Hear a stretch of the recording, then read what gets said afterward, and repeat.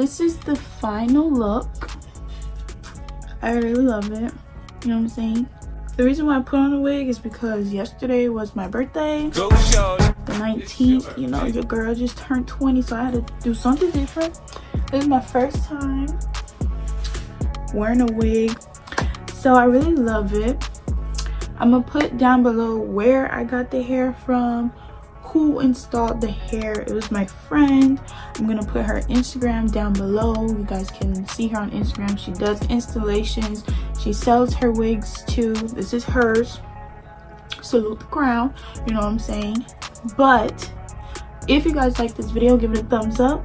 Don't forget to comment, don't forget to like, and most of all, don't forget to share the video, because how else is everyone else gonna feel beautiful? Like, we all supposed to feel beautiful.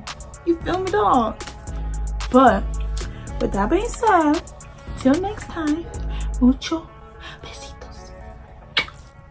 Bad little vibe, she been on my mind. Soon as I get back, she can stay. Do this all the time, this ain't no surprise. Every other night another movie get made.